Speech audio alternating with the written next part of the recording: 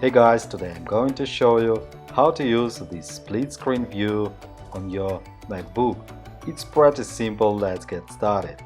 First open any applications, for example Safari browser and Google Chrome.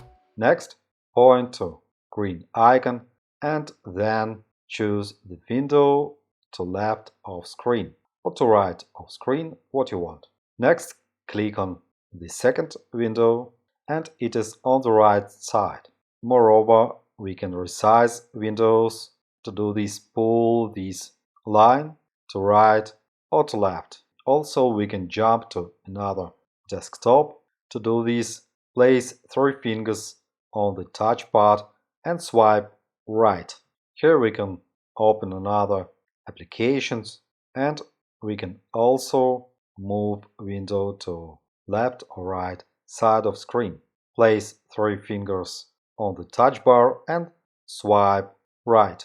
It's very convenient. Hope this video was helpful. Thanks for the watching. Like, subscribe. Have a nice day. Good luck. See you next time.